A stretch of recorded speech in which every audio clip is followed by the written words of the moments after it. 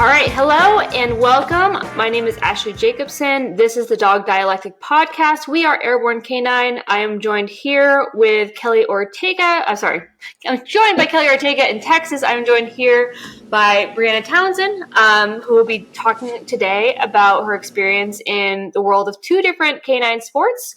We're going to talk today about the differences, the pros and the cons of IGP versus PSA. We'll also talk a little bit about some other sports as well and our experiences about training for both. Before we get into that, just a couple updates. As always, training, airborne canine training, pet training, sport training, whatever training, behavior modification, whatever you need. We also offer boarding, and that is here in Sanford, North Carolina, as well as in Copperas Cove, Texas. Kelly, what updates do you have? If you are in the Copperas Cove area, there is a free group training club that is now happening with me. Totally free for now. I don't know, we might do memberships later on. It depends. But totally free. Just come, bring what you're working on, and we'll help you work on it. And then if you are interested in watching a PSA trial, if you are wanting to see what it's all about, there will be a PSA trial the 13th and 14th of April with my PSA club that I'm a part of. Which will be in Lampasas County if you're interested in that. Awesome. And Kelly, when does your training club meet? Sundays at 11 a.m. at the Copperas. Where does it meet? Copperas Cove City Park. I do prefer people to pre-register. It is, again, still free. I just want people to register so that I can accommodate any dogs with behavioral issues and also verify that you are good with my rules and all that kind of stuff, too. Cool. If people want to come to your training club, what rules are there? God, why are you asking me all these freaking questions? Because the listeners are going to want to know. Because they're going to go, oh, free training. I want to go to that. So it's not like a group class setting. I'm not going to be like, okay, everybody sit. It's very much you're coming in saying we're working on this today, and then you have the group at your disposal to help. So like distractions, stuff like that. Mainly, as far as my rules and stuff goes, is I just want to make sure everyone's signing the waiver. I have on there that I'm going to need proof of shots and stuff. I just got to see them. But I'm open to anyone's training style, but if I feel like what you're doing with the dog is either harming the dog or putting someone else in harm's way, I'm going to probably ask you to try a different approach. That's it. I like that. Cool. Very awesome. We also have a training club here in Sanford, North Carolina at the Airborne Canine Dog Training Center. We meet on Sundays at 11 and Wednesdays at 5. However, we will not be meeting this week, neither Sunday nor Wednesday. I am currently attending the Tar Heel Canine PSA troubleshooting seminar this weekend. So I won't be able to be holding club here. And then on Wednesday, I'm actually doing a therapy dog visit, which is going to be super fun. I'm super excited. We're going to help out with a support group. And Medic is going to go, and Daria Daria would be a great therapy dog, but no, it would be Dakota. Oh. Yeah. It's going to be so much fun. I'm excited. Poor Dakota. I know. As always, we have tons of cool products on our website. Check it out. Dakota 283 kennels, Viper canine products, Mendota products, everything. E-collars, you name it. Check out the website. We have tons of cool stuff. Some of the stuff will be going on sale, which I'm super excited about for our spring sale. But yeah. All right, Kelly, you got anything else? Not off the top of my head. Sweet. All right, cool. So, Brianna. Yeah. What are you looking at? I was looking at Kelly's. It almost looked like a cat was sitting behind her, and I was like, "There's no way. That's a cat." Are you talking about in the kennel? No, like you're like in a gaming chair, but it's got like horns or something. That's the pillow. It's a pillow it came with, and it's a very uncomfortable pillow, so I just keep it on the back. But that's Chicken. That's funny. If anyone's watching the video, that is Chicken. She's cool. Yeah. So, primarily I know most people listen on Spotify, but if you do want to watch, the video will be uploaded to YouTube so you can see all of our beautiful faces and understand what it is that we're laughing at when we are laughing at each other. So, Brianna, tell us a little bit about your history and your background in the world of dog training, how you got to where you are now, and everything in between. Sure. So the short story is I was gifted my very first dog, which was a Malinois, and he was a lot. And we quickly learned that we needed help. So we got a trainer down in Florida where we were currently living, and he helped us with a lot of the ins and outs of just some of my dog, his name is Kevlar's, behavioral problems. And then towards the end of that, we were moving and we asked for advice, and I asked about getting him into sports of some sort because he needed an outlet. And he said, sure, he would probably do great, but you're probably going to undo a lot of the things we just did too, as far as working on some of his behavioral stuff. And I was like, okay. We came up to North Carolina where we currently are, and I started looking at different sports. Didn't really have a preference, didn't know what I was doing or looking at, and ended up finding IGP or Schutzen, whatever you want to call it. Really because they were the first people that got back to me. That's how it landed, I guess. So anyways, we joined an IGP club. It was not the right fit for us. I was only there for a few months. Not because of the sport, more of the club dynamic didn't fit us. But I did make friends there, and they pulled me over to a different IGP club. We continued our endeavors with IGP, the sport of IGP there for about a year and a half, almost 2 years. And then we transitioned to PSA, and we can definitely go into that a little bit more, but I was going to train in both. I know Ashley trains in both, which is amazing. I was planning on training in both too. I think you can run into problems training in multiple sports, but I also think it's doable if you're just careful and conscious about what you're doing and maybe have a priority sport in some aspect. But anyways, we ended up letting go of IGP, and we are fully PSA now. So my dog Kevlar and I are currently pursuing PSA. That's awesome. I love it. Oh, I love it. It's so good. So I'm super excited to be talking about this topic because we have alluded to this concept of the differences between IGP and PSA for a very long time. We're going to get into the ins and outs of the sports, the rules, the goals, the objectives. We'll probably talk a little bit about the community as well. I think that's a huge part of how people choose what sport they want to be part of, is where they fit in as part of a community, because that's what dog sports are all about. So Kelly, what's your experience with either or both of those sports? So let's preface this by saying I'm coming from a decoying perspective, not a handler perspective, which means I'm going to be opinionated in the things that people are going to be like, well, that's the point of the sport. But so my dog Gracie, we did consider getting our BH for a while just because we could. I'm definitely, obviously, more PSA. I don't like how much thinking I have to do in IGP. PSA trials, they tell you step by step what you're doing. IGP, you're counting your footsteps. I'm not good at counting. Counting is hard. And then from decoying perspective, I much prefer catching PSA dogs that are taught ideally to target and counter and be, with you on the bite, whereas IGP dogs is a lot more of like pulling motion. Before we start to get into the differences, okay, tell me about like how you got into what you're doing now. Sorry, I totally misunderstood that. My whole thing is my first bite ever was actually on an IGP sleeve for catching a dog. It was Medic. Ashley was like, it was a chomp. It was not an IGP sleeve. Oh my gosh, they look the same to me. I'm PSA brained, okay? Anyway, doing my best out here. All the IGP people are still leaving horse heads on my doorstep now, but Ashley was like, do you want to catch a bite for my dog? And I was like, oh my gosh, yeah, because at this point, her, little Dutchy Medic is like the scariest thing ever because he can bite. And I'm going to be this... He tries, okay? And I'm going to be so cool. I'm going to catch him on the sleeve, which if you don't know much about sleeves, but like apparently I don't, the chomp sleeve or whatever we were using that was a bar sleeve, right? Those are bar sleeves. Yeah. So you don't... Kind of.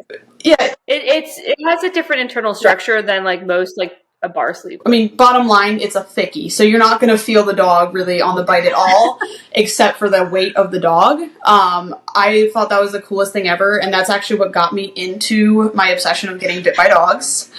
And then from there, I don't remember what the bites were after that. I think I went straight into your suit jacket after that, and I was definitely like, there's no way to say this without making it sound super weird, but I enjoy being able to feel the dog on me, like the grip of the dog, versus just feeling the dog hanging from my sleeve.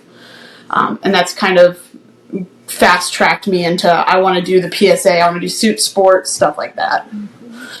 And so now you're working with a club out in Texas. Yeah.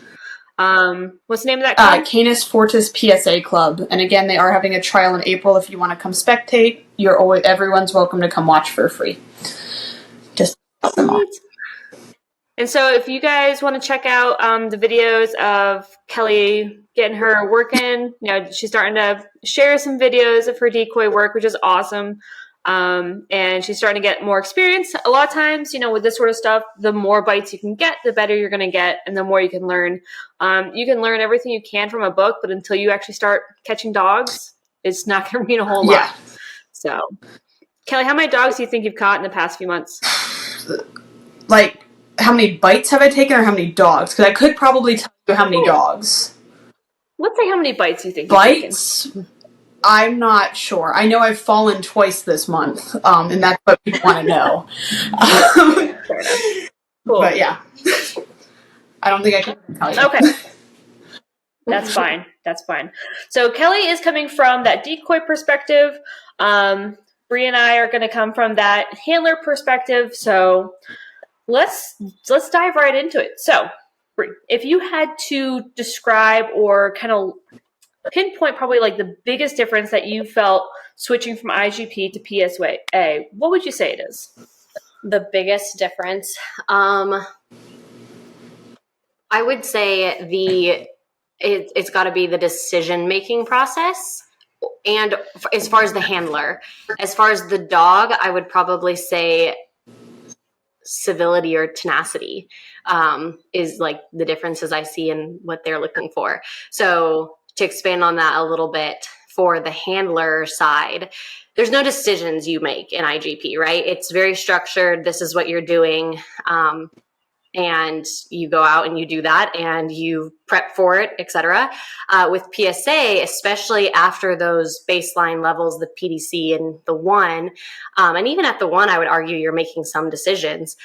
You're having to, as a team, decide, or you're making the decisions, I suppose, but you're having to make the decisions for the team of you and your dog, how you're going to score the most points and what's going to be most successful, what is most likely your dog will be able to do most successfully to complete the task at hand. Yeah, basically. That's literally what the seminar we're going to is all about. Really? Yeah. It's all about like making those handler decisions in the moment for something that you maybe didn't prepare for. Yeah. So like she was saying, IGP, it's very scripted. Like, exactly how many steps you're going to take. You're going to do 50 paces. You're going to turn around. You're going to do fast pace, slow pace, whatever, left turn. You know exactly where you're going to go, how many steps you're going to take, and everything in between. In PSA, when you get into level 2, you're going to start to have surprise scenarios where you literally have no idea what they're going to do. There are certain limitations in level 2, what you can and can't do. But once you get to level 3, it's like no holds barred, man. You can do literally anything as long as it's safe. Mm-hmm. So, okay. So as handlers, I think you're absolutely right. When we're talking about the dogs, the dogs need to have a lot more tenacity because the pressure in PSA is like leaps and bounds what you would see in IGP. Mm-hmm. Kelly referred to my tiny little Dutch Shepherd and how vicious he is. He's terrifying. No, he's not. He's a little baby. He's very soft, but he's trying PSA and he's trying very hard. He does a great job and he loves it. He does a great job. He does very good. But like, we're not even ready to go to the level 1 in PSA. Like, we might go to level 1 next year. That's my plan, is next year. But we did level 3 obedience and protection in IGP and we passed. I thought we did pretty good. But it goes to show like the level of intensity that your dog has to have in order to compete in PSA. So what do you like the most about PSA? Selfishly, what I like the most is that it fits my dog the best. I switched from IGP to PSA because of the dog in front of me. But even if I had a different dog, or even if I was like, okay, what sport do I prefer? Let me go out and get a dog now for that sport. It would be PSA because I like kind of like, I don't know if rigor is the right word, but it's almost like there's more rigor to it in the sense of decision making, the type of dog that I think pass scenarios of the PSA world, I mean, you can even see it in the numbers. You could take it down to how many IGP3 dogs are there, how many PSA3 dogs are there. And of course, PSA is a lot newer of a sport, so those numbers are going to grow. But aside at from the same time, though, even though the PSA3 numbers are still growing, so are the IGP3 numbers. Right. And if you look at the IGP3 dogs, like we're talking like tens of thousands of dogs who have this level of IGP3 highest level that's out there. And do you know how many PSA3 dogs there are? I want to say it's in the 30s. I think it's 36 or 37 now. Yeah. I think there's a trial. I think Kelly, you shared this, a recent trial where all the level 3s was just that bite. Yep. So, yeah. That's typically what you see on the boards when they're posted. One of our club members, I'm not going to name names, but he'd be fine with me saying this. He just trialed and he's like, we made it 5 seconds longer than we did last time before we got disqualified. Because he's in the level 3s and he's like, we made it 55 seconds. Less than a minute. I watched one of the recent trials, and at the level 3, I want to say it was the obedience. It might have been the obedience. It might have been protection. I want to say it was obedience. The person got to the start cone with their dog, and like they set up at the start cone, and they didn't even start any like healing or anything like that. They were just standing there, and the decoy did something, and the dog just went and bit. Like, well, we're done. Yeah. And I think that's not unheard of. I think that happens, more often than, than people realize, because there is just so much more pressure, like you've mentioned. So, and I just think that the dogs are at a higher state of arousal from the get-go. They're not, there's not, I don't know if I could say this confidently, but my initial thought was there's like, what I was getting at is IGP, there's certain things that the dog knows come first. You know what I mean? Whereas in PSA, you don't know. The dog is like, whenever, wherever, you tell me when, let's do it. You know? Yep. So. And what you'll find too is in order for the dogs to get to that level to where they can compete in the level 3 or past the level 3, these dogs have to be a little bit of a sociopath, like in their head, just a little bit psychotic, right? They just have to be like, their drive has to be off the charts in order to be competitive at that level. Mm-hmm. And when you have that amount of drive and you have that amount of intensity, right? Because you need the intensity in all of their behaviors, because that intensity, one, is going to help them deal with the pressure, but it's also going to help them stay in obedience, because they're going to do that obedience ideally with the same level of intensity they would do the bites, which ideally would prevent them from going and biting when they're not supposed to. Right. Sometimes it doesn't work that way. Sometimes the draw to the bite is so much that they can't control themselves. That, and there's no pattern. So they're like, ooh, this might be a bite. This might not be a bite. This might be a call off. This might be something else. And they don't know. Whereas, like you said, in IGP, since it is so scripted, our dogs, we can ingrain in them like, hey, you're not going to bite until after I go to the center field and you run around 5 blinds. And then your 4th or your 6th blind is going to be where you're going to revere, right? You don't even get to bite in the blind. Mm-hmm. So, I did, I trialed an IGP a few times just for fun, and I went to go visit a club, and I was talking about the fact that running blinds is an obedience exercise. Absolutely. Yep. And I swear, the training director of the club got so mad, because he's like, it is not, it's a protection exercise. A dog is supposed to be, searching for the helper, blah, blah, blah. And like, is he really though? Like, Yeah, my dog's not stupid. That might be the idea behind, let's send our dogs to go search for a bad guy behind this block, right? This unseen thing. But the dog's not doing that. The dog's not looking. And I've seen that. I've seen that in action when we drop a toy in a random blind and the dog goes right past it because they know their job is to go around the blind, you know? Yep. So you have that happen sometimes in training, but yeah, it's definitely obedience. They're going around something. They're not actually checking. And that's fine, you know, but it's definitely obedience. It's not protection. Yep. There's no defense. There's no bite. There's no anything. Exactly. And we were talking about it today. So in PSA, like, you know, you have your rule book, and the rule book lays out each skill, each activity, each event, and how it's scored. So in the PDC for healing, like, the healing is worth 20 points, and then the recall is worth 7 points, and the down in motion is worth 3 points. And so everything you do is going to be scored in a different way. And so what you can do is you can say, hey, I know I'm going to eat the points here, but I can save the points there. So as, you know, Bree was saying earlier, hey, we can use some smart handling and make some decisions to say, how can I handle through this? Because I know my dog is not going to do well doing that. But maybe I can do this, and that's going to help my dog. For instance, hey, you know, we're talking about today, you know, if we're having set up where we're sitting here, and then in front of us we have a tunnel, and then we have a jump. And maybe next to the jump, we have a decoy that my dog just bit. And now I have to send my dog through a tunnel. Well, my dog's probably going to struggle with that.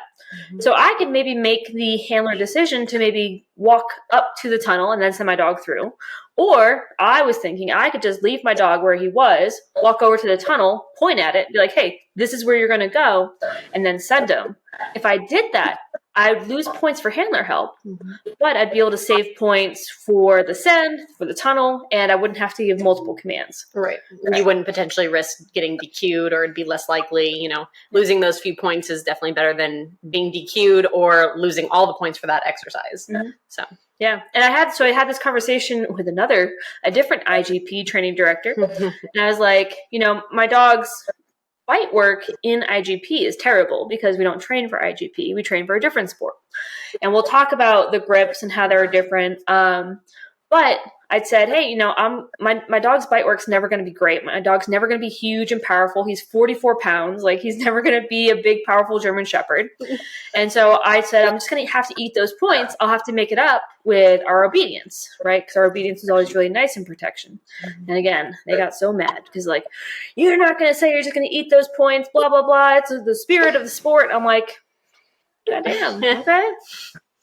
Wow. But that's something else I wanted to get into. So we're talking about, you know, enjoying the sport and getting into it and having a great time, right? You're obviously enjoying PSA. I know Kelly is definitely enjoying PSA. I enjoy PSA. I would also like to enjoy IGP, but I've been told I have to take a break for now. However, we are putting Medic on legs.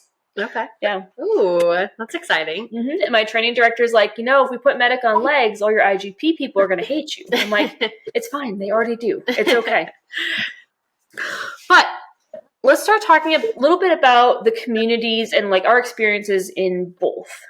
So Kelly, before we kind of share what our experiences have been, what have you experienced about the differences between people you've met in IGP and the people you've met in PSA? So I feel like I'm not going to really have an opinion on the IGP people. I've heard stories about them, but I myself have not been part of an IGP club, so I feel like it's unfair for me to say any generalization about that. I mean, like, all I will say about that is I do know there's a big, like, history of the IGP community training a little bit more of an older style of training, which tends to be a little bit more, like, I don't want to say compulsion based, but a little bit more heavy handed. But I can talk on the PSA community. It is a very tight community to me. For the most part, everyone kind of knows everyone. Most people are like, you see that dog at that one trial, and everyone's like, yeah, I know that dog, or I know that person, or I know that decoy, which I'm sure is kind of similar in some of the IGP rings too. But the PSA community is very, like a lot of super intense people, a lot of ex-military people, a lot of ex-dog handlers, because to me it's very similar to actually going out and doing dog handler things. But I don't know if that really answers your question very well, but that's kind of my answer, I guess, is... Well, what I was trying to get at is, like, if we have listeners who are interested in checking out one club or another, kind of what to expect and, you know, what our experiences have been. Like, I know that when I've been to IGP clubs, it's, like you said, a very traditional, it's a very old sport. And the IGP clubs around here, generally the population's a little bit on the older side. Where versus like PSA, right? PSA is a very young crowd. I think in our club, we have a lot of people who are in the low 20s. I feel very old in my club, let's say. So, you know, I think it's a very young sport. It's very, like, when you go to trials, there's music blasting, and even at club, there's music blasting. We have vendors, we have all sorts of cool stuff going on. Like, we have all, and of course the antics that go on the field also bring that young, crazy crowd as well. Versus, you know, I feel like IGP trials are like somber. They're the golf of dog sports. Yeah. That's what I've always said. That's what it feels like sometimes, you know? Oh, man. I would say maybe RH is more like the golf. RH is just like tracking. Only tracking and obedience. And I'm like, you just took the fun part out of IGP. But no, I like the RH program. I guess to like kind of piggyback on you, because you kind of clarified that question for me a little bit more. Because I'm remembering I did go to an IGP trial before. It definitely is like you don't really want to make a whole lot of noise. Like they clapped because I went to watch Medic, and like people started, like, I was kind of waiting for everyone else to start clapping when you were done, because I was like, I don't know if I'm allowed to do that. Meanwhile, like, at a PSA trial, I literally asked the decoy one time, he was getting dressed, I was like, you want me to hold your stick for you? And he's like, no, but there's a Snickers bar in my pocket. Can you grab it? And, like, that should tell you enough about, like, the casualness of PSA versus, like, IGP. I was like, this is weird. So. Yep. Yeah, for sure. What about you? I think, you know, I've met awesome people in both sports, but I do think that, I mean, you guys are right in the sense of IGP, you're going to experience an older crowd, a more traditional crowd. I think that they are going to be more set in their ways, in their handling styles and whatnot. And it's kind of, I know I've heard you talk about it on the podcast before, you know, sometimes, and this is in life with everything, right? When you meet older people or people from, you know, past generations, they're like, well, it worked for us, it's going to continue working, type of thing.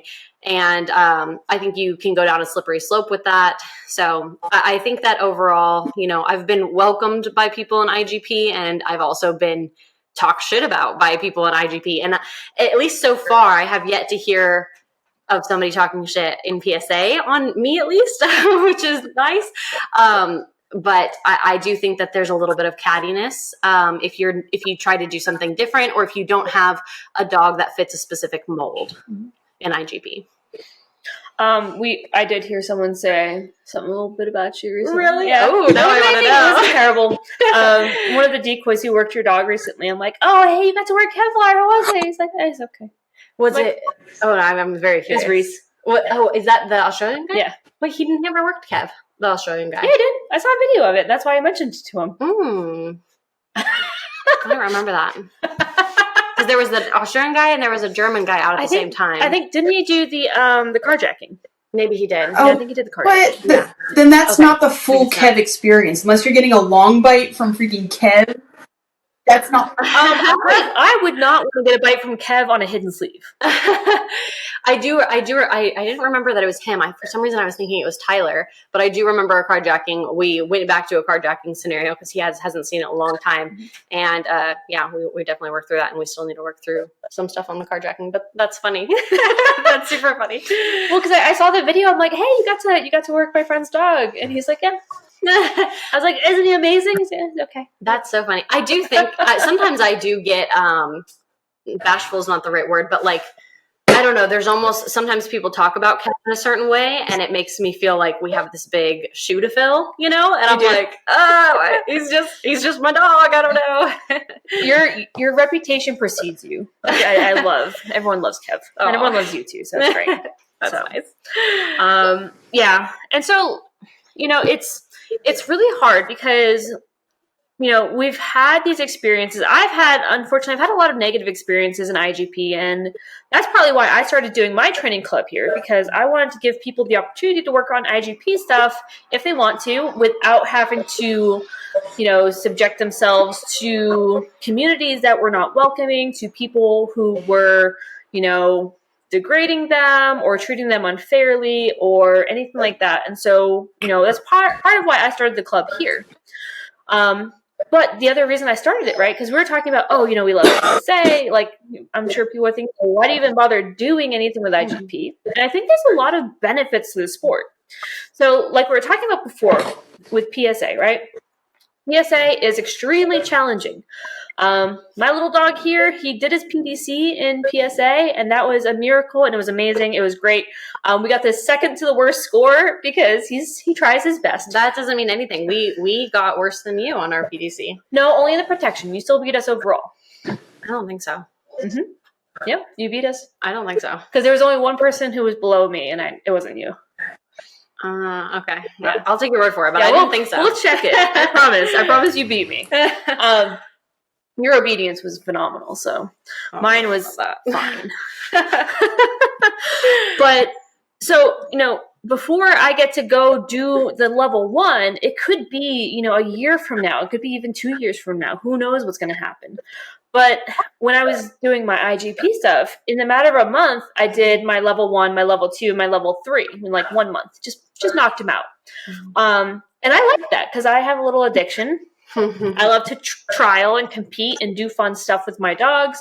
And so, you know, for those people who want to go out there and go to the trial, because that's the whole reason you train, right? Because you want to go to trial.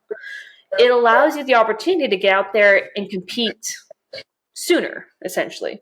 There's not as much requirement for a really high intensity dog. You don't necessarily have to train with a club. You can train everything at home. That's basically what I did. And, you know, you can go out there and have fun with it.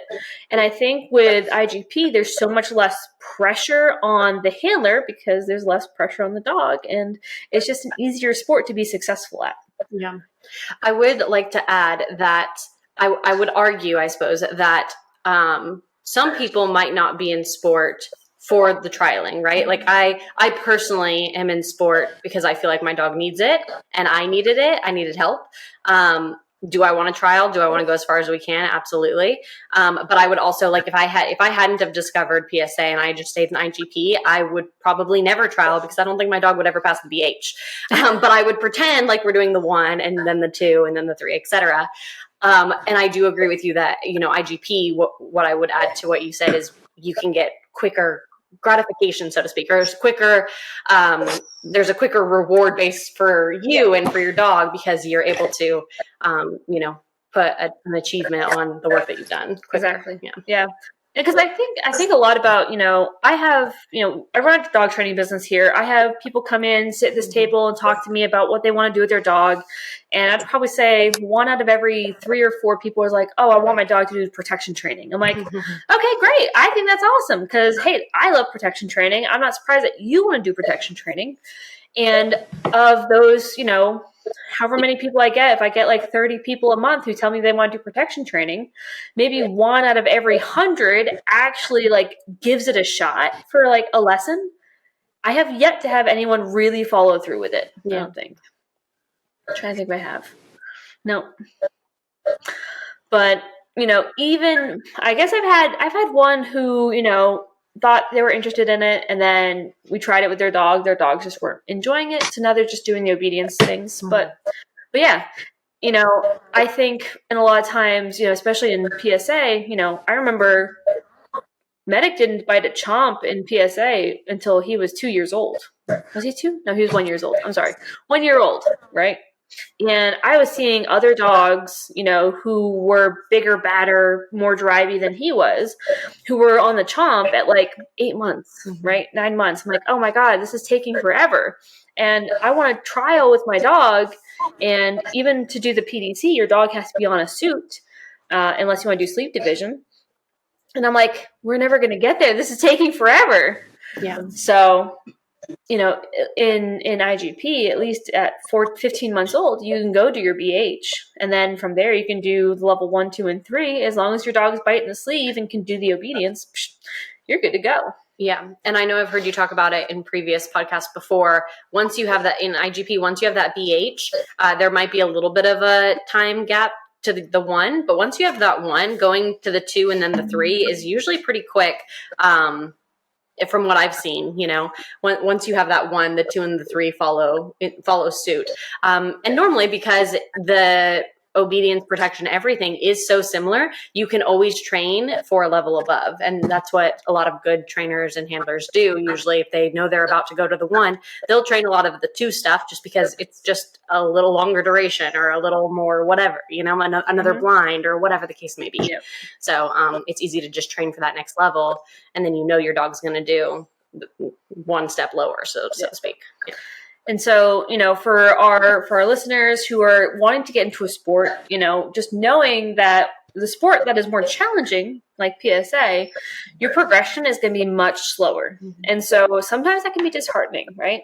Hey, I've been going to club for a month and my dog is still biting the puppy rag. Right?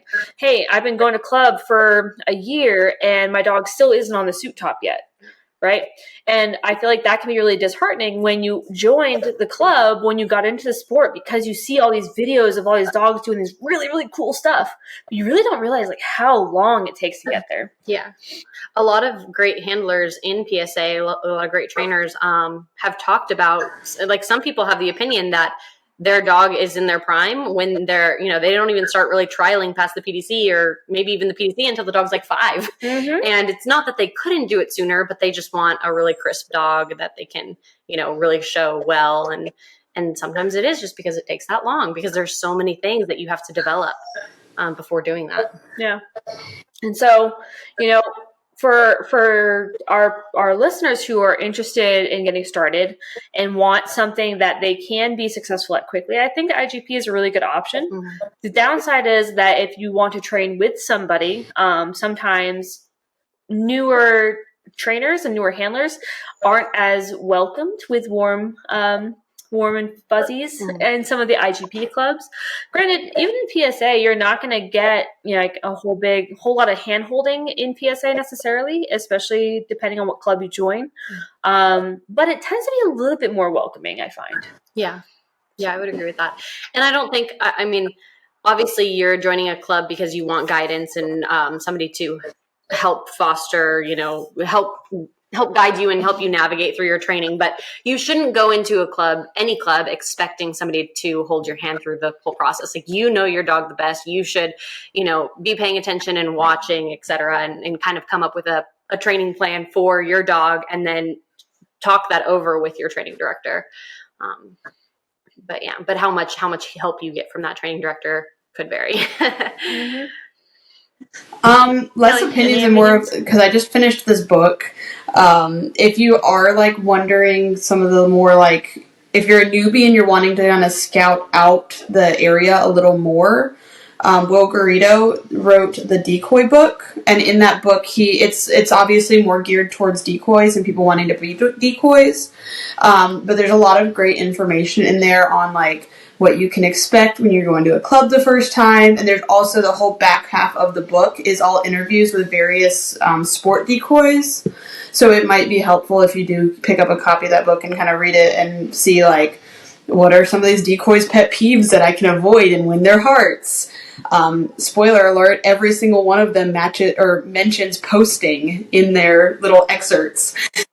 Get good at posting. And then also like, it also kind of introduces some of the different sports too. And I know he mentions, and again, I'm coming from a decoy perspective, so this is way off track from what you guys are talking about. But if you're going to a club and you're like, I want to start doing helper work for like IGP, or you want to start doing decoy work for PSA, you're probably going to show up and not do anything for the first month. Just to kind of see, like, are you actually for reals or not? Kelly, you said something that I really want to jump in on, I think. Posting. Okay, so the very first IGP club that I joined wouldn't let you video. And I didn't know it at the time because it was the very first sport that I joined. But looking back, that is such a huge red flag.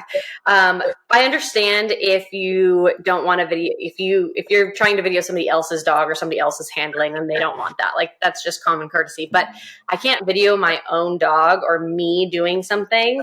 You know what I mean? Or somebody else trying to teach me something with my dog. That's a little. So I'm gonna step in here. I'm gonna translate. Yeah. I don't think that's what Kelly was talking about. Oh, but posting up the leash. Okay. Okay. In all honesty, gotcha. I actually got a video of my dog today getting worked. She's on a little arm sleeve. Go Gracie. Yeah, I was watching it back and I was like, I am so bad at posting. Like, I get. Oh my gosh, that makes so much more sense. You talking about decoy stuff. I was like, why do they want you to post? Like, it's like, so you can watch yourself, because that's why people video usually, so they can watch what they're doing and make corrections. But I was like, okay, well, I guess decoys need to do that too. I've had decoys, that I got a video of my dog, but the decoy asked for the video because they wanted to see how they did on the catch or whatever. So that's what I thought. But that makes so much more sense. Hard. It is, I know. So for our listeners who don't know, posting means you plant your feet in the ground like you're a tree and hold your leash, so that way your dog can only get so far. This is important to our decoys because they don't want to get bit.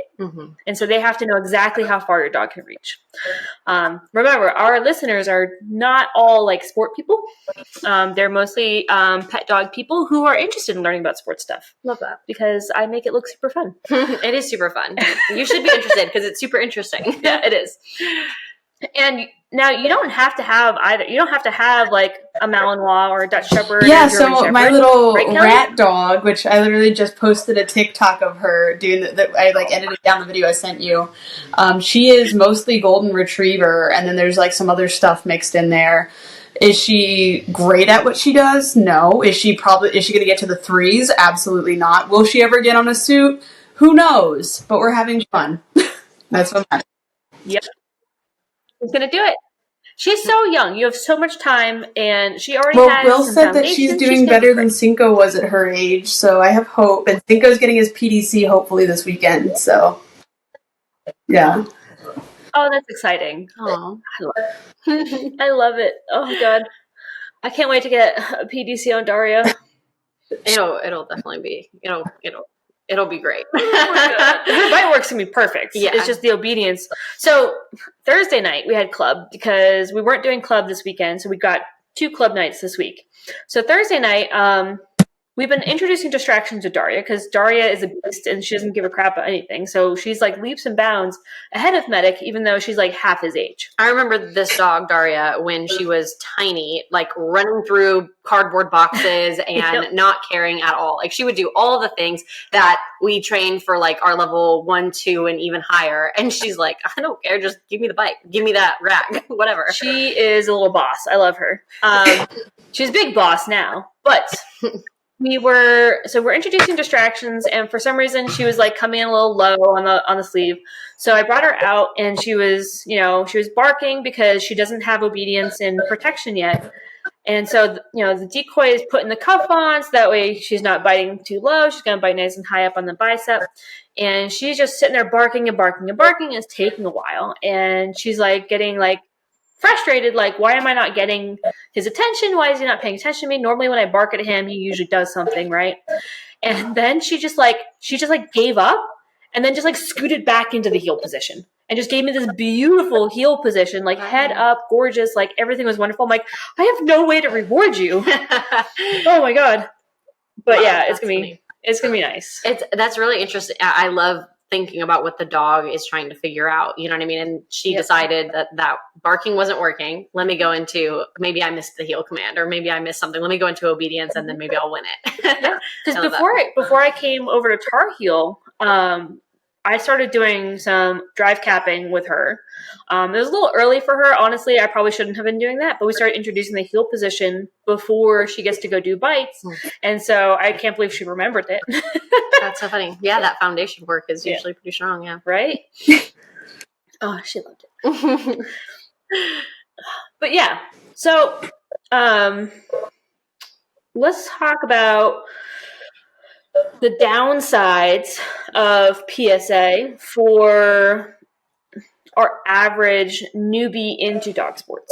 So if you had to preface or warn someone who wanted to get into PSA, hey, these are the things to be careful of, or these are the things that, aren't great about PSA, what would you?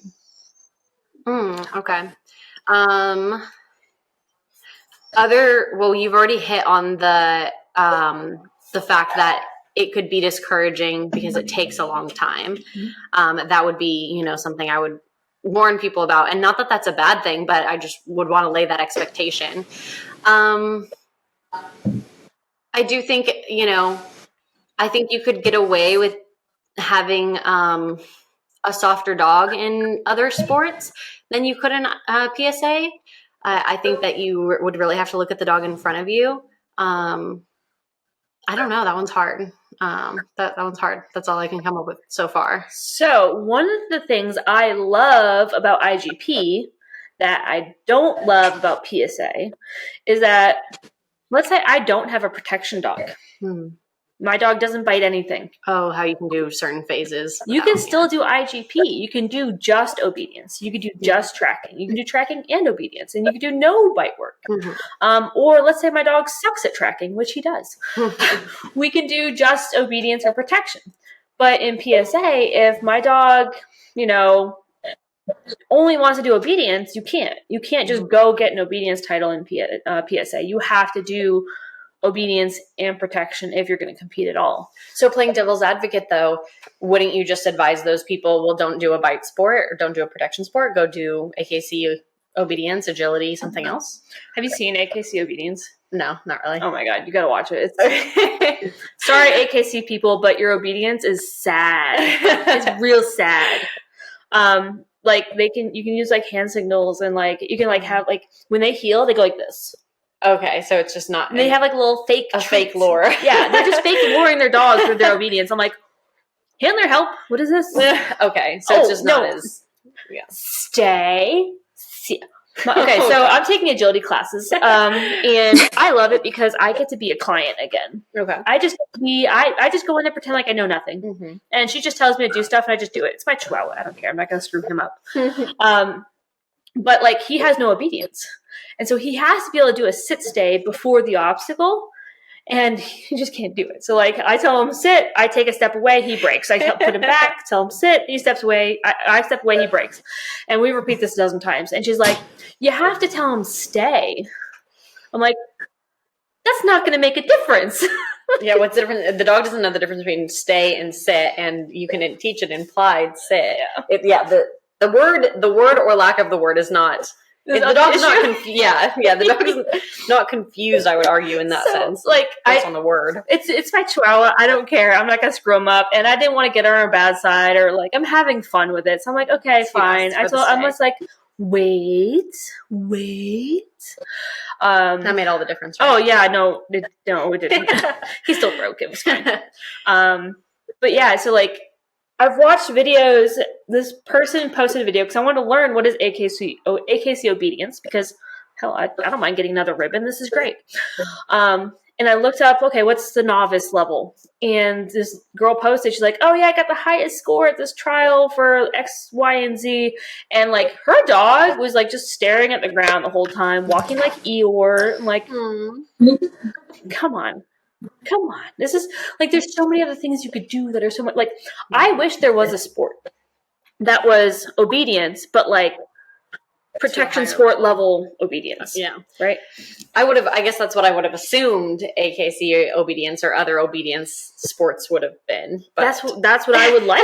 I wish there was a sport out there. If there is one, let us know. But I would love to have that because, like, AKC, I've gone to AKC events and people talking about how talented their dogs are in their obedience, and then I see their obedience, I'm like, yeah, that's nice. Yeah. That's cute. That's a cute obedience. That's funny. Like, so I've been taking medic to agility too. Yeah, because I do know that. the hour is too long for my chihuahua. And so, like, I take medic out there, and I put him in a sit in front of the tunnel. That doesn't give it away that you know what you're doing when you bring medic. They're not like, where did this come from? So thankfully, my agility teacher, in no way, shape, or form will ever see this, hear this, listen to this. But she is extremely condescending. Yeah. Like, I told her, I'm like, oh, he's got obedience. We did GPR 3 with him, which is the level 3 obedience and protection for IGP. I'm like, oh, yeah, we won regionals for the level 1 for IGP, whatever. And she's like, oh, yeah, I had a Rottweiler who did IGP, but I just got too strong or too old, and he just got too strong, and I just couldn't do it anymore. I'm like, okay, great. Yeah, so there's no part in IGP where they're pulling on the leash, or should be. Yeah. So when you know, I know. So your obedience wasn't strong enough. Yeah. Well, considering that she needed to tell the dog stay in order to sit and stay, tells me a lot. But yeah, she's super condescending, so I don't think she thinks that medic is actually like any good at what he does. To swing us back on the rails before you get kicked. Yeah, go ahead. Our next week episode is going to be Ashley got banned from AKC agility. Damn it. As long as I don't get banned from dock diving, I think I'll be okay. I was about to say, I remember when I thought, I was like, oh shoot, I'm not going to be allowed back dock diving when Kev broke the air retrieve thing or whatever it was. I was like, I know how much I know does someone that got cost? banned from barn hunt, and I was like, how did you do that? But anyway, yeah, there's a story for an off the air podcast. But anyway, so you were talking about being someone that wants to maybe get into bite sports and just doing the obedience portion, and that it's nice that IGP offers that. And I will say, if you are someone that you don't maybe have a bitey dog now, but you're eventually wanting to get one, you're really wanting to get into that sport world, that the IGP, the fact that they do the obedience levels can be great for that, because you're going to be learning all the terms, you're going to be learning the fundamental skills, because even though there's a billion differences we can list between IGP and PSA, bite work is bite work at the very root of it, and a good decoy is going to be working your dog in prey and working your dog in defense, and kind of you're able to see that picture. And even though that picture is going to change, you are around the crowd, you're experiencing it, and that's a great way to get in. And I think, if I remember correctly, Anne Quigley got into bite sports through IGP with one of her dogs, too. I think so. I was not aware of that. Yes. I should know that, considering she's in my club. Not my club, I'm in her club. We're in the same club. Yeah, not with her Malinois. I think it was one of her first, her off-breed dogs, maybe? Yeah. I'm chronically online. I did know that. Huh, yeah.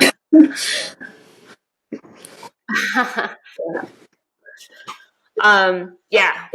And, the thing is, too, and this is where, like, one of the things that I've gotten into arguments with IGP people about, I'm like, obedience is obedience, period. Because a lot of people, like, I've trialed in IGP quite a lot. I've done several trials now. And before every trial, they have what's called open field. Open field is where you can go and, like, train on the field that you're going to be trialing on the next day. So that way your dog is familiarized with it. You can show them where the send out location is going to be, everything, right? And I go out there and I do my trial prep, what I do on my open field, which is not the routine. I just go out there and play with my dog. Mm-hmm. And I remember I was like, they told me, like, oh, tomorrow you're going to be paired up with this person. Because another thing about IGP is that there's another dog in the field while you're trialing. Right. And that's a little weird. But it is what it is. You don't have that in PSA. So anyways, I got paired up and she's like, oh, you want to go on the field together? I'm like, yeah, sure, that's fine. I don't care. Medic can train around anything.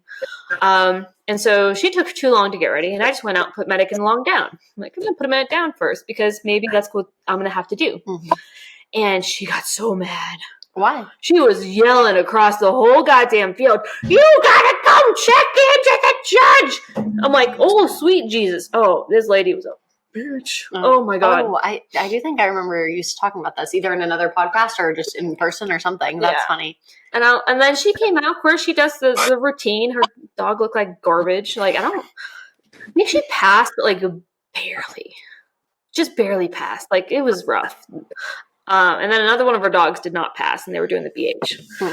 But regardless, like, people go out there and they just do the full routine. I'm like, no, you just go out there and have your dog have a good time on the field. Yeah.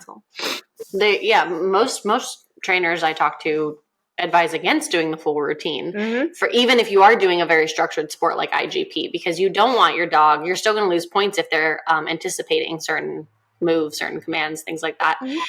I don't know if it was going to be reserved for a later topic or not, a later time, but one thing I do like a lot about IGP, and I wish that I don't know if I wish PSA would take it or not, but I really like about IGP the structure of the heel. What I like about it is how crisp it is and how clean it is.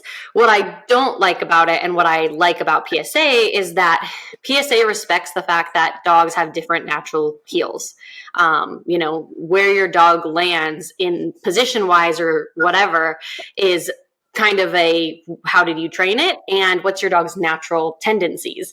And PSA is a lot more forgiving. Even there's not, a standard quote unquote correct heel or not as strict of one. And I like that it's a lot more forgiving because different dogs, different size dogs are going to have a different heel. You know what I mean? So I do like that. But regardless of your dog's personal style or how you trained the heel and that resulted in your heel pattern or heel positioning or whatever, I do like in IGP how crisp and clean it looks. I do see people in PSA pass with a fairly sloppy heel sometimes, which, is great and not great, Oh yeah, absolutely. So. Although, like, I don't know, devil's advocate, I love it. I feel like the heeling in, I guess, some handlers in PSA is phenomenal, and I can speak about the one who has like the world's best healing picture ever, Anne Quigley. And if you haven't checked her out, she is like amazing. She is God's gift to dog healing, and her healing is absolutely perfect. And it's so funny. We were joking about it in the seminar today because we're going over the points, and we're talking about like the PDC, and we're saying, hey, Jerry was talking about if he was judging, because he is a judge in PSA. If he was judging what a good like healing score would be, so out of those 20 points, how many points would be considered a fine healing score? And he said, like, of course, for Anne, it'd be like 19.5 would be a bad score. She'd be pissed about that. She'd probably be like filing a grievance, just jokingly. But like her healing, I remember at the mock trial, she would have gotten like full 20 points. I think at other trials, she's gotten like full points on healing because it's just a perfect heel. I love it. Very consistent. Position's great. Attention's great. Everything is, yeah. Yeah. But we definitely got more into it. And so he was like, yeah, as long as you get like a 16 or above, you're doing okay. You're going to you pass quote unquote healing, because if you do like the math, like percentage wise, I think he said that was it like 70%, 75%, whatever it is. I know I think you have to pass a certain percent in each thing. I don't know what that, I think it's 75, 70 or 75, something like that. But yeah, that makes sense. So he was talking about like, the consistency in PSA, that's all that matters. So if your dog is consistently a little bit forward of you or foraging, as long as it's consistent, that's fine. If your dog's a little bit further back, more in line with like the seam of your pants, that's fine too. But if sometimes they're ahead and sometimes they're behind, so if they get ahead of you in the fast motion, they get behind you in the gunshots, like that's when you're going to lose your points. But he's like, basically, he was saying like 10 of those points are basically free points. Like you could have a terrible, terrible heel and still get 10 points because you're failing anyways at that point. Yeah. Because if your heel is terrible, because you get scored on your left turn, you get scored on your right turn, you get scored on your about turn. If your heel is not good, you're going to lose points all over the place because you're going to do your figure eights. They're going to be off. Your turns are going to be off. It doesn't matter. Right. I don't know how the scoring works in IGP though. Yeah. I don't know. I honestly, I never looked into it too much. Isn't that like a thing about IGP that I don't really know if this is true that people like complain about, is that there's a lot of like gray areas where the judge can just be like, your dog gave me bad vibes, 0 points, or like whatever. Mm-hmm. I would argue that there's gray areas in PSA too, though.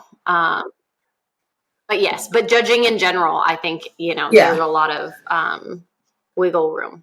I don't know. I wouldn't say there's a lot. The hard thing is the fact that like, you're not going to fail for your dog like doing one thing wrong in PSA. Right. You're going to fail for all the nickels and dimes is what they were talking about today. Like, so like your healing, right? If your healing's not great and you lose a half point here, lose a point there, lose a point there, like, I can't remember what he said. Like there's 21 exercises. And if you lose half a point on everything, then you're already down 20 points? No. 11 points? I don't remember. Math is hard. Math is a smart person's game. Not for us dog trainers. But yeah. And so imagine just getting a half a point off of everything. You're already at a huge disadvantage.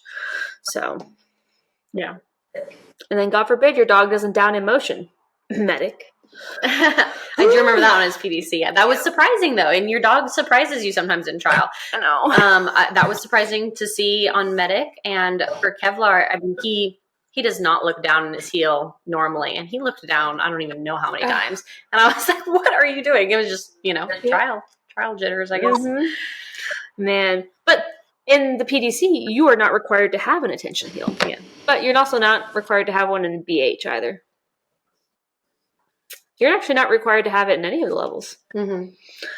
So, yeah. Another big difference, and again, I don't know if this was reserved for a later time, but another big difference between IGP and PSA is kind of what they like or look for in a dog. And maybe I'm just off base, but at least for me, everything that IGP did not really like about my dog Kevlar, PSA people love. And I'm talking specifically about the civility of him, or like how civil he is, the fact that he will fight anything, and he's not just equipment oriented, and that he has tenacity and things like that. In IGP, when you're going for the BH, there's a traffic portion. I know you've talked about that before. We can reiterate it because I'm sure our listeners have not listened to all of our episodes yet. Essentially, that traffic portion is testing the temperament of your dog, making sure that they are safe, which is good for trialing, and that they can handle, certain things. But I think it takes it too far. I think you can have a nice dog that has decent or fair or even good neutrality without necessarily having to touch the dog or put the dog in certain situations that the IGP BH does call for. Although I've never seen it, it does technically say in the rule book that the judge can pet your dog in the BH. And that's why we couldn't, I would never feel comfortable doing a BH. Yep. Yeah. For sure. Now the other, something that you just made me think of too is like, think about like IGP trials and then think about PSA trials. So there was a mock trial recently, not recently, I guess it was like 2 years ago now. You went to that one, didn't you? I went to a mock trial PSA that Ben judged. Yep. Yeah, it was the same one. Okay. So it was on an IGP field around here, and I've been to that field for IGP trials before. Now, when you go to like an IGP trial, everyone is sitting on the outside of the fence, and everyone, like when the dogs go into the field, they close the gate, they lock it up, and everyone's on the outside of the fence. So God forbid the dog decides he wants to go wild, like everyone's safe. And then, which is also interesting because IGP does the 2-dog on a field thing, which is an unnecessary risk to me. It's impressive, don't get me wrong, but it's also an unnecessary risk. not that impressive. It's not safe at all, but it's just the way it is. So, but for PSA, so when the PSA mock trial was there on that field, the audience was on the field. The only thing separating the audience from the trial was like a line of like police tape or caution tape, and that's it. I love it.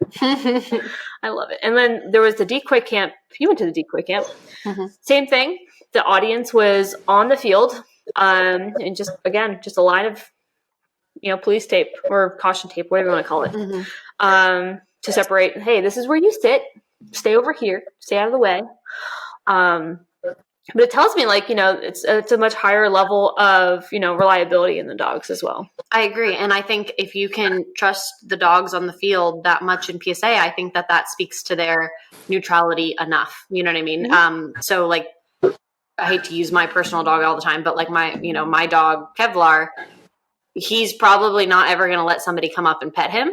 But he would have no problem with people being on the field, other dogs being on the field, things like that. His neutrality is strong enough. And I think that speaks enough to his temperament to do the sport and to be successful in the sport and be, whatever, versus the requirements of the BH. Yeah. And, that being said, too, like, we do that in PSA, even though, like, in the higher levels, like in level 3, you have an unsuited muzzle fight. And I think it was at the recent trial where, like, so the unsuited decoy who was going to do the muzzle fight, when they started the level 3 routine, the decoy was just sitting in the crowd. No suit, just normal clothes. And then when it was time for the muzzle fight, he just got up and walked on the field from the crowd. Now, this was tough for a lot of the competitors because the dog was like, oh, that's just an audience member, or that's just a photographer or something like that. But, we do teach the dogs at a certain level to engage a non-suited person. So like you were talking about, it's not always about equipment orientation. And passive too. So like sometimes they'll be non-passive, they'll be active decoys where suited or not, they'll engage the dog. And sometimes they're not. So I also think it's really cool that PSA, we ask a dog to do something and they're going to do it because we told them to, not because the picture is exactly, what they expect it to be or what it should be, or this guy's attacking me, If I say, go bite that passive guy sitting over there, you know what I mean? The dog has the obedience, that's obedience to me, sending the dog to go do something, even though the end behavior is a protection behavior. The dog is listening to what you're saying and trusting what you're telling it to do. To go bite that passive guy over there. Exactly. So in IGP, anytime that there is a protection scenario where the dog is supposed to bite, the helper is agitating the dog. The helper is attacking the dog. The helper is showing that forward aggression to elicit the dog's aggression. Whereas, like, you send the dog into the blind for the revere, and the helper is passive, and so the dog shouldn't bite. Shouldn't. So it's always a shouldn't bite, and sometimes the dog does, but not that big of a deal. I would rather fail for my dog biting than fail for my dog not biting. Or a lot of people argue for not outing versus being ran. You know what I mean? The worst thing that can happen is your dog getting run off the field. Yeah, I've seen it happen in IGP. Wow. Yep. I've seen. I don't know if I've personally seen it happen in IGP, but I do believe it. I've seen it happen lots in PSA. Usually it's muzzle fights or something. But yeah. Well, it's not unusual to see it in PSA. Yeah. It's not good, but it's not unusual. Right. So one of the last things I want to talk about, because I know we've been at it for a little bit here, is I think it's a little bit of a myth or a misnomer. And Kelly, you can, I think, talk about this a little bit more, is that the difference in the bite work. So once the dog is actually biting, because both sports include bite work. So Kelly, what do you know is the difference between how dogs bite in IGP versus how dogs bite in PSA? I'm just going to speak on my experience, but again, I do not have a whole lot of experience catching IGP dogs. I think I've only caught one dog that was like dedicated IGP, and that was Allie's dog, Sully. So I don't know how accurate my concept of IGP is. But bite work wise in IGP, I think you're looking for a much more take that guy down picture of the dog is kind of really pulling on that sleeve, and you're almost dragging the dog along with you, especially on that flea bite. Do they call it a flea bite in IGP? Okay, cool. Okay. Well, yeah. And I'm not like, despite like, I'm not going to even bother talking about the equipment and stuff because you can visually see that. But even on that like flea bite, which is what I'm going to continue calling it, the dog, gets you on the forearm on that big bar sleeve, and you just continue running straight. Whereas in like PSA, you do a flea bite, the dog's targeting tricep, which I'm not going to really go into the targeting stuff because we're talking about bites and grips and stuff like that. But the dog hits the tricep, and you're moving with the dog.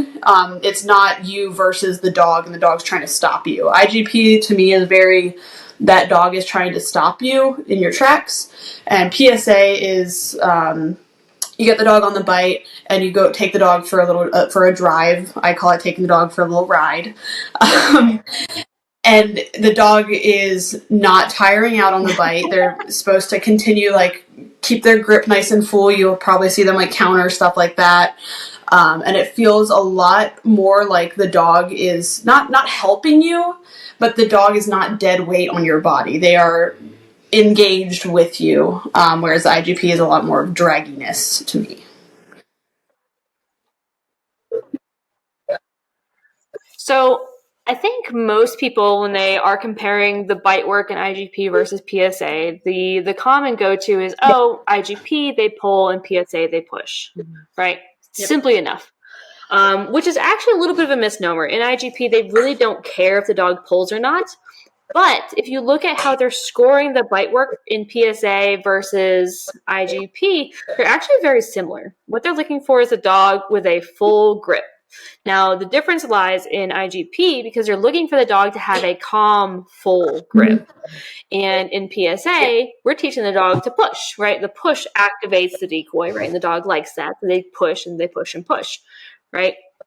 And so in IGP, if you have a dog who's pushing, right, that is a kind of like can be a busy grip, essentially, right? Especially on that trial sleeve. I hate that trial sleeve. It's gross. But like Medic, he's chewy because we did a little bit of inappropriate foundations when he was really young. And so we're still battling that. So when he's on the grip, he's like push, push, push, push, push, but it is just becoming chewiness because he's just doing it too much. But if you have a dog who pushes on the grip instead of pulls and they're calm on that grip, you can still get full points as long as it's full and they're calm. In IGP, yeah. In IGP. Mm-hmm.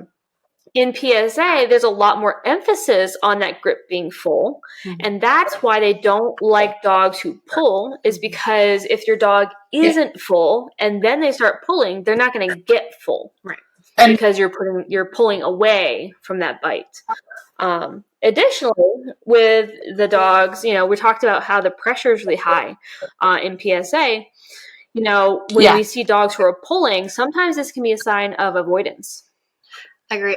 I would love to come back on another episode and talk about grip. Not because I'm the expert in grip by any means, but because it super fascinates me. I'm super interested in that topic. I was thinking about the exact same thing. Really? Yeah. Yeah. So I love talking about grip, and my opinion on it and everything is still developing because I'm still very much a new handler and trainer or whatever. But I do think that dogs have a natural gripping style, and I think it's up to the handler and the decoy and the team working that dog to try to figure out if that's the dog's natural gripping style, if it is avoidance, if it's conflict, like what is happening there? Why is the dog doing that certain behavior? Mm-hmm. Because, I think you could argue genetics or whatever, preference, whatever, some dogs, like a really big German Shepherd who's 90 pounds, is probably going to pull because he's up high on a decoy and he wants to get, like, gravity is wanting him to be back on the ground where he can put his feet down and is comfortable, you know what I mean? Versus a little pocket rocket, 40, 50 pound Mal, Dutchie, can fly into the sky, and you know what I mean? So I think it's really interesting.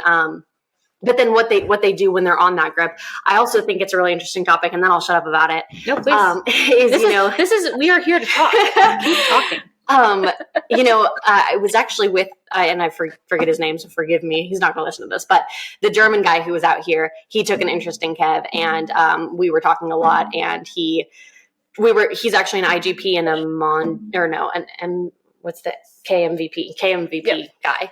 And he was talking about, different grip styles and the different sports and stuff. And he argues that, in PSA, you're actually working against the dog in a sense, because the dog's coming in for a grip, you're pulling away as you turn and then drive. But your arm, like, you're never putting into the dog or anything. And the dog is having to do all the work to get full and whatnot. And especially when you have heavier dogs or whatever, or thrashers, like my dog personally is a thrasher. I think he enjoys that. Oh, he definitely does. He loves to thrash. He gets on the bite and he just shakes. And because he can watch the entire body move. He can just like throw people around like a rag doll. Yeah. And inevitably, when he shakes, he loses some grip. So whatever. But I think it's also interesting, the different sports and how they work for or work against the dog. And I didn't know this, but I guess in KMPV or however, whatever the initials for it are, it's almost scary to watch because it looks like they're it's terrifying. It's like they're jamming them every time. If you don't know what KMPV is, you should look up these videos of KMPV dog bites. And so in IGP and in PSA, the ideal picture is the helper, the decoy, absorbs the dog as they're coming in. So the helper is following through with the dog so that the dog is not hitting like a brick wall. They're supposed to absorb so that way the dog's not getting injured. It's safe for the dog. It's safe for everybody. In KMPV, like the helper, the decoy, whoever is walking at the dog or sometimes running at the dog and is not slowing down, is not stopping, and is not absorbing. They're essentially bracing. Yeah. Like they're supposed to run through the dog, and you'll see dogs fold in half. I've seen dogs whose necks get like contorted backwards. It is absolutely terrifying. And so yeah. And he even admitted, in that sport in particular, the dogs don't get injured. Like they die. Like you're breaking their neck. Their neck is broken. And that is terrifying to me. But his defense to it, because that is his sport and that's what he knows and whatever, is that you do it the right way, you teach the dog how to jump into that. And it's a lot more of the dog running and coming up and in. So, I know this is a podcast, not super visual, but the dog is running towards you, getting super close, and then jumping up into the bite, rather than in PSA, a lot of times you'll see dogs fly into the bite, I'm terrible at distances, but like 3 feet away from the decoy, 4 feet away from the decoy, they're leaving the ground and launching. You know what I mean? If you do that. It's probably more like 10 feet, just so you know. Okay. Okay, thank you. 3 feet is very close. Like the computer is probably about 3 feet away from us. Oh, yeah. My perception is terrible then. But yeah, I mean, there's a dog at my PSA club I've been taking pictures of, and he's a little pitty, and he's awesome. And he launches, man. He launches from super far away, and he's amazing. But and he's a leg dog too, but you'll still see, like, when he does jumps and stuff, he's launching. It's crazy. So Medic is switching to legs, which is nice. That's super exciting. I could totally see him be successful and have a lot of success there. And that way I can still do IGP. Yeah. But it might clarify things for him. Exactly. Yeah. That's what I'm thinking. I love it. Yeah. But he likes to jump. He likes to go high. And so we just started doing sends. Because for some reason Medic has forgotten how to do a drag.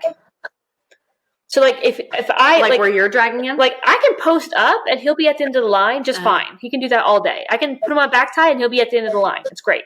But as soon as we try to drag, and I say, "Pock in," and he feels pressure on the end of the leash, and I try to move with him, he just stops. Interesting. And then goes. And, like, he stutter steps. So there's this, like, leash is loose, then suddenly tight. Then loose, then suddenly tight.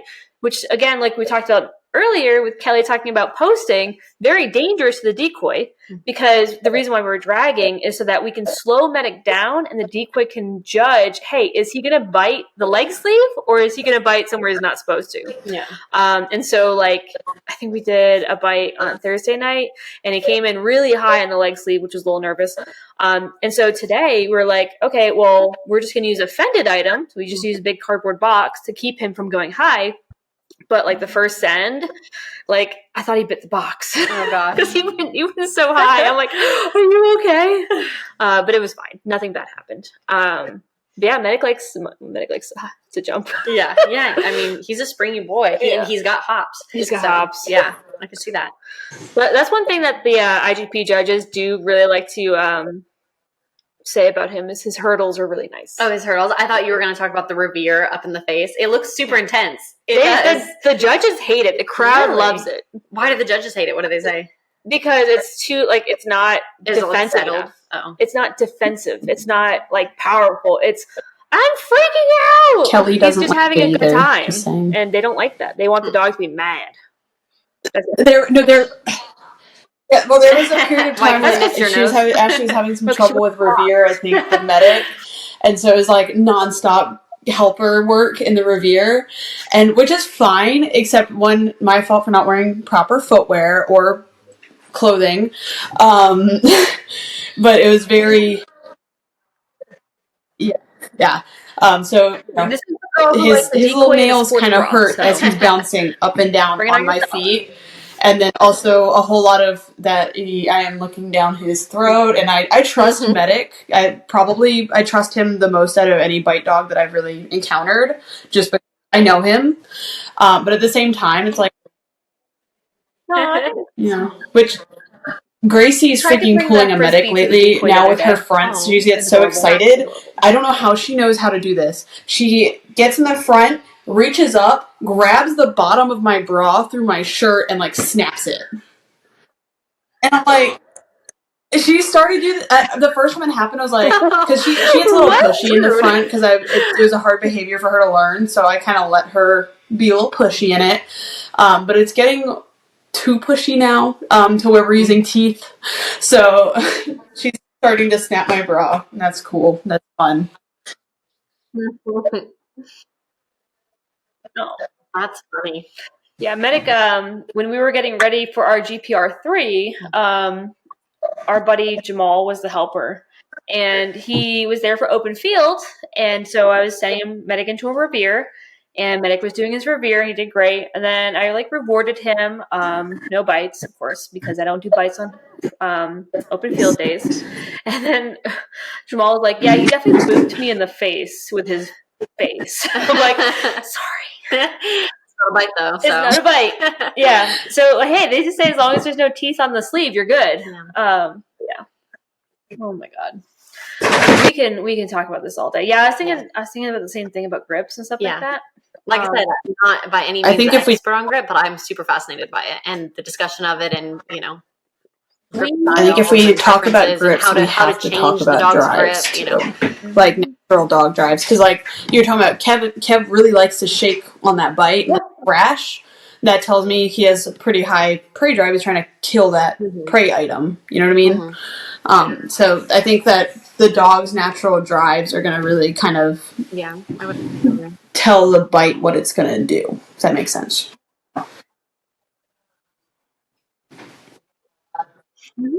I agree. I think like biologically, you're right that shaking to me indicates like killing prey, right? You're trying to kill the prey. They can have I also both. think he's They a don't very have to have, defensive like, dog too. So that's very interesting. But yeah. Right. Well, knowing his lineage, it's not surprising that he has high drives. Yeah. And you can have high prey and high defense. Most dogs have more of one than the other, but I think he's got a lot of everything. He's got a lot of lots. Yeah. He's got to fit it in that 90 something pound body. Oh my god. I love it. So for our listeners, we are by no means experts in protection sport, but the three of us are all very passionate about it. I think we're all very young in our careers in protection training and protection handling everything that is involved in those types of sports. And so, I think there's a lot of podcasts out there from people who have been doing this sports for, decades, and people doing it forever who are the experts, but sometimes you can feel so far removed from them. And the whole point of this is for us to share our experiences while it's still kind of fresh, right? I remember what it was like getting started back in 2020 when I first got my first dog, in 2021, and getting into it and what my experiences were. And I want to encourage people, because I have enjoyed it so much, and I know you have, and Kelly's getting busy with it as well, and that it's not scary to start. I know it can seem intimidating. I know it can seem a little hard to get involved with, hard to get started. It can be, an investment of time and energy, but hopefully we have been able to demonstrate that we enjoy it. We love it. There's ups and downs, as there is with anything, but I'd say just do it. Yep. I'm always trying to recruit people. Like I have a friend who has 2 German Shepherds, and they are not suited for protection sport, but I'm like, come out and do it. Like, it'll be fun. You'll have fun. Your dogs are going to love it. And who knows, maybe they are more suited for it than we know, because we've never seen it. But I'm always trying to recruit people to sport in general, because it's so, so beneficial for the dogs and the relationship that you build with your dogs. Yeah. I mean, it changed so many people's lives. Just like you, I started around 2020 because Kevlar was born in 2018, and we started around 2 years old. Yeah, so around 2020 is when I got into this as well, and it's changed my whole life. Gracie's not quite doing it. Kelly can do it with Gracie. Anybody can do it. She's doing it. Oh, Tars. I'll show you the video. She probably bites better than Tars. He's does. a lover, Tars not a fighter. And Tars is a Mal. Yeah, and Tars is a Mal. He is. I can rip things out of his mouth super easy. Like when we're playing tug, I'm like, no, bro, hold it. Like, what are you doing? And he'll go for it again. He'll try to bite it again, but I'm like, just hold it. Neither of my German Shepherds will do it. Really? Nope. Neither of them will play tug. Dang, yeah. Yeah. Tars wants to. He just doesn't. He doesn't actually grip things. He like holds it gently with his teeth, and then I just rip it out of his mouth, and he's like, if we ever tried to do anything protection sport, he'd probably get super frustrated and then do other things, jump. I tried to do it with Alba, and she just barked at the helper. Really? Like with the little foot pole. Like she was like 7, 8 years old, maybe 9 years old, and I was trying to bring a foot pole out and play with her, and she just barked at the helper. She didn't want the foot pole at all. She wasn't being defensive. She was just like, I just bark. That's just what she does. Like, in order to keep her quiet, she has to wear a bark collar right now. That's funny. Yeah. Otherwise, she doesn't bark. Not because of any reason. She just likes barking. And that's this is a generalization, but that's also a German Shepherd thing. Yes, yes it is. Yeah. Because Bro howls, and that's a husky thing. Huh? Your door just like cracked. Oh. Let's see the wind. Or ghosts. Or dogs. I don't know. Maybe the dogs are loose in the garage. The dogs are opening the doors in the house now. So, all right. Let's start wrapping it up. Any last thoughts?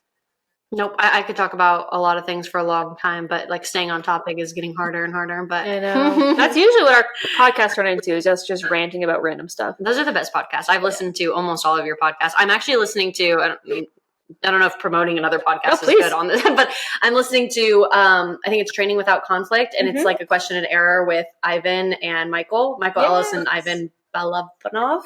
Yes, I've heard it pronounced Balabanov and Balabanov, but yes, Ivan and Michael, and they just had I think they get together every year and train together. Yeah, oh yeah. So that's basically this question and error, or question and answer, not question and error, question and answer. I was just gonna go with it. Yeah, it sounds like they just got done doing some sort of training camp or program together, and now they are getting together for this podcast, and it's super interesting. I'm really enjoying it. It's like a 2-hour podcast. I'm like halfway through it right now.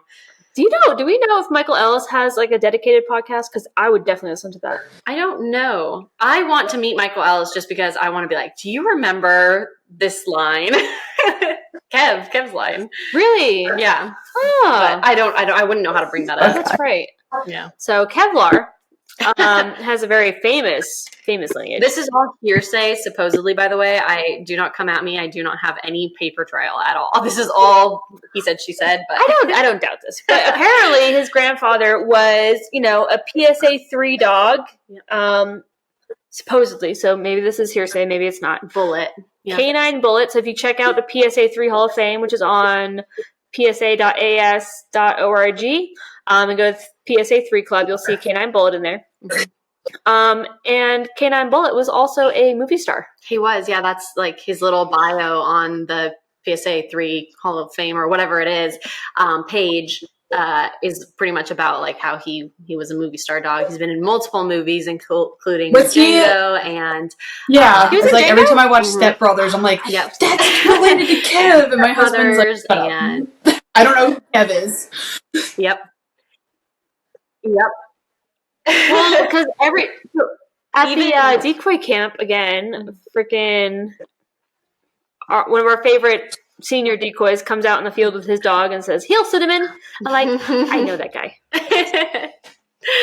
That's funny. Yeah. Yeah. Even Kev's sister, I think, or I don't know, not sister. I think it was from a previous litter, but she was actually auditioned for the John Wick 3 movie. So it's like, it's something that the dogs, I mean, granted, Kevlar's from California, a breeder in California, right outside of LA. So it's not, if you have a good temperament, strong dog, like, of course it's right there, it's super convenient, so somehow people know people over there and they end up being movie dogs and such. But I submitted Medic to be a movie dog or a commercial dog. He could totally do commercials. It's like grabbing things off counters and things like that a lot of times. Yeah, but he's not just so part of film. Okay. I know it's a little racist. That was a bold statement for the podcast out to the public. What?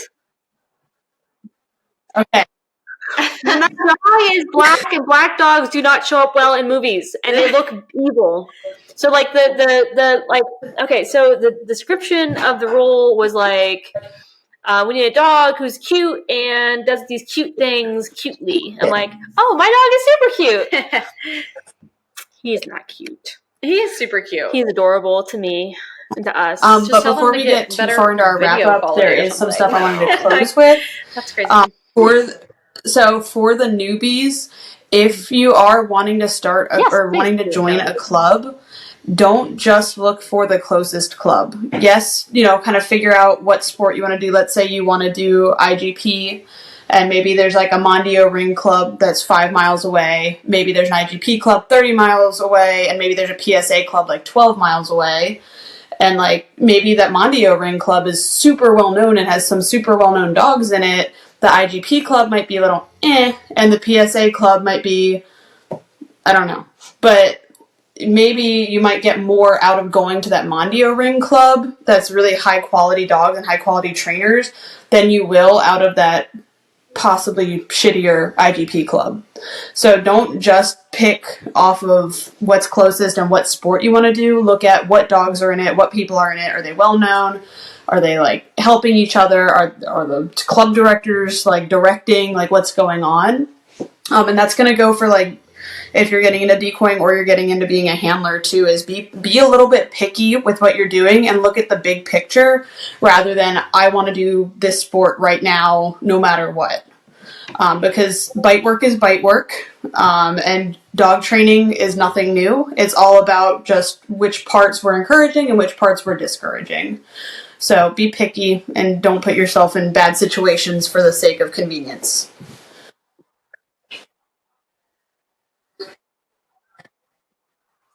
Correct. Kelly, I 100% agree. And I would, if I can say, my advice, picking back off of what you just said, is look for, like, the two biggest things you should do is look for the community that's going to support you and help you the most and help you grow as a handler, and the dog in front of you. I think those two things are the biggest things that you should focus on when trying to decide what sport or what club to join. And I would even argue if you have if you find a club that has a really good community, is going to help you grow as a handler and help you grow with certain aspects, even if it's not the sport that maybe your dog is best suited for or that you really wanted to do, they're probably going to help you grow better than the other sport that's, of what you want to do. And you can always train with them. And a lot of and then the more seasoned club directors, like my club director is Will Garrido, not to flex. I feel like I name drop him every episode, but like, I learned so much, oh my goodness. Like he has a ton of experience throughout a lot of sports, so he, might occasionally get a dog in the club that isn't doing PSA, and he's able to accommodate that too. So the worst thing that happens is someone says, no, we can't really, like, we just don't have the experience for that. So you can always ask clubs to see if they can work your dog in a specific sport.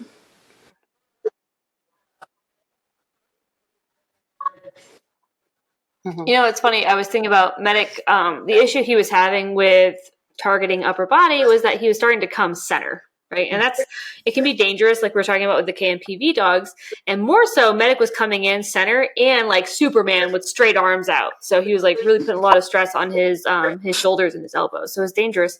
And I was like thinking, like, he'd be great at French ring. Just saying. Are there a lot of ring clubs in North Carolina right? for you? He loves coming I was center. like, I don't know totally many. into that. So I'm pretty no. I wish there was, because if there was, I'd be there. It's either Monday or French ring that there's like only two decoys in America that are certified for it. So they're like shipping those two guys out for like every trial. Yeah. Oh, yes. And that also on the word of decoys as well. Just because someone says they're a certified decoy in something does not mean they're a training decoy. All that means is they are physically fit and they can safely catch the dog.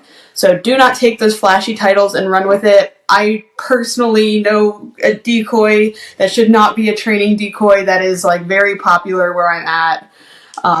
And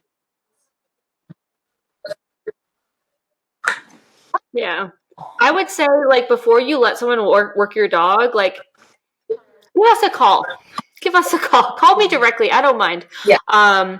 And we can ask around.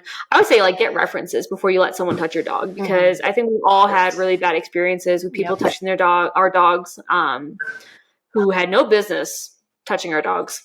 Yeah, I've gotten really picky over the last few years as to who works my dog or who. There's almost nobody I hand my leash over to ever anymore. But yeah, even working dogs on the decoy side, Keller's done. Yeah, definitely. I didn't have the experience with my dog, but I went to go watch a bite night and I left halfway through because I was just so uncomfortable with how the decoy was working the dogs and how the dogs looked that I was like, I don't want to be affiliated anywhere near this person. Yeah, as I said, it just means you're fit, you can do push-ups real good. And certification doesn't always mean anything, right? I don't know, because when I did Medic's GPR2 with a certified helper, bro, this person should not have been catching dogs. And I think because they could not another great tool, sorry, I'm not trying to drag this out any longer, but is ask why. And that goes for pet dog training, protection training, any training. Be comfortable asking why someone's doing that with your dog. Because if they can't say, I'm doing this to help this or to lower like whatever problem we're having, they don't know what they're doing, and they should not be just playing guesswork with your dog, especially when we're getting into more serious stuff like bite work. You don't want to just drag every dog around in defense just because you can, and that's the only thing you know how to do. So make sure people know what they're doing. I was really bad about asking why. I'm finally getting to the point where I'm really comfortable asking why. It's probably annoying because I go up to my club director and I'm like, so when you're doing this, what are you looking for? And all this and that and that. And it's not even my dog. But you learn a lot more when you're asking for details. And most decoys and helpers are going to be happy that you're taking time to invest in your dog off of their work. So ask.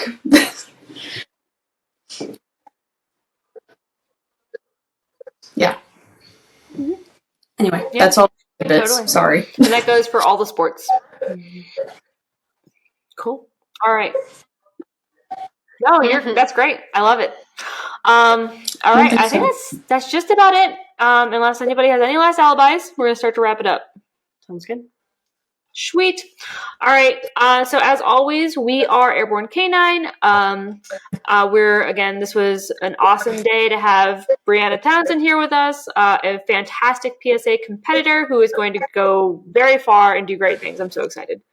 And as always, Kelly out in Texas. check out our Facebook page, Airborne Canine. You also have Airborne Canine Texas. Don't forget to check us out on Instagram, TikTok. This will be uploaded to YouTube and Spotify for all of your viewing and listening pleasures. Check out our website, airbornecanine.com. We have tons of cool stuff in our website. If you are looking for board and trains in the Central Texas area, my next opening is April 8th, 2024. Currently, I have one slot opening, so if you are wanting to get some board and training done, I would hop on that fairly quickly because that spot is not going to stay open forever. And if